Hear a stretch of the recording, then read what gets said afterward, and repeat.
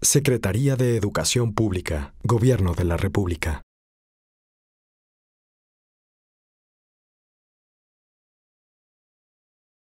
Tan solo como usted lo ha señalado, de rentas, el ahorro que vamos a tener para poder transferir 21, el personal que se encuentra, compañeros de trabajo que están en 21 edificios, trasladarlos a uno solo, equivale a 60 millones de pesos. 43 millones en rentas y casi 20 millones por todo el ahorro logístico que implica, en lugar de tener personal disperso en 21 edificios, tenerlo en un solo edificio.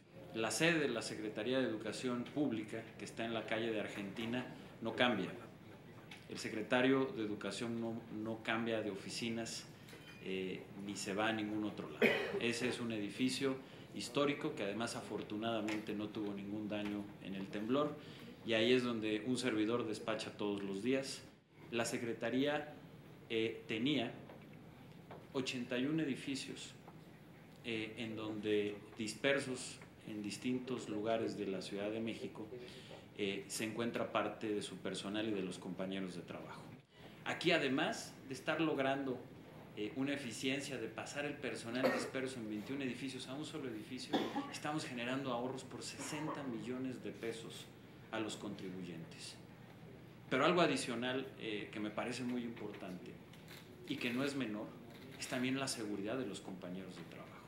Yo creo que aquí nadie estaría de acuerdo en que el personal que trabaja también con mucha dedicación, señor senador, con mucha pasión, en la Secretaría de Educación Pública, esté en edificios que no tienen las condiciones adecuadas. La estimación que tenemos del conjunto de estas reparaciones es de 20,000 millones de pesos, los cuales se tienen ya todos fondeados. De esos 20,000 millones de pesos, 11,500 millones de pesos van a provenir de los programas que tiene la Secretaría de Educación Pública para mejorar la infraestructura de las escuelas, empezando por Escuelas al 100, el programa de la reforma educativa, y también los seguros que tiene la Secretaría de Educación Pública, y el resto, el otro 40 y tantos % provendrá del Fonden y también de las aportaciones que hagan las propias entidades federativas. Una es la reubicación en otros planteles que sí tienen dictámenes de seguridad estructural, y en otros casos se están instalando aulas temporales para que ahí puedan ir los niños y las niñas de estas escuelas. Se están instalando en total 4,000 aulas temporales, y fue que se revisaran todas las escuelas de las zonas afectadas por algún experto, por algún perito, el que marque la legislación de cada entidad federativa. En el caso de la Ciudad de México son los directores responsables de obra, que pudieran hacer una verificación escuela por escuela. Y las escuelas que estos peritos determinaran que no tenían daños, expedían un dictamen de seguridad estructural y permitíamos el regreso a clases. Sobre los 5,000 millones de la auditoría a la nómina magisterial, están aplicándose a plazas magisteriales. ¿Cuál era el problema que teníamos? Se pagaban, esas 40,000 plazas se pagaban, pero eran personas que no estaban dando clases. Ahora se han regresado y son maestros que están frente a grupos. El objetivo, la meta que se planteó es poder instalar bebederos en 40,000 escuelas. Se han instalado ya 12,000 hasta el ciclo escolar anterior. En este ciclo se instalarán otros tantos, y en el siguiente, que es el compromiso, otro tanto más para poder llegar a los 40,000. Ya se han reparado o están en ruta de repararse cerca de 18,000 escuelas. Entonces, lo que hemos hecho es un cambio de enfoque, y el nuevo enfoque es que la educación normal, donde se forman las futuras maestras y maestros, sea bilingüe.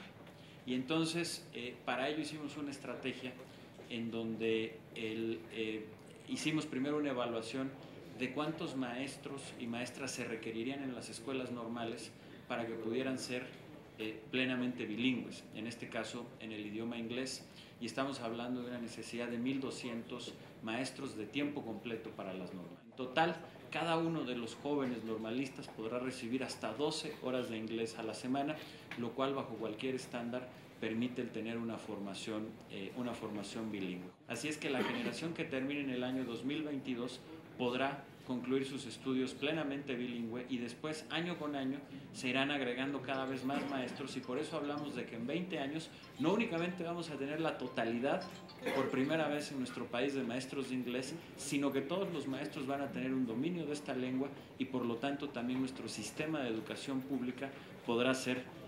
verdaderamente bilingüe. Es una convocatoria abierta en la que puede participar todo aquel mexicano que quiera hacerlo, incluyendo a quienes han regresado del extranjero, que se conocen como Dreamers, y tienen que pasar todas estas fases y se escogerán a los 1,200 mejores maestros para que puedan ocupar estas plazas.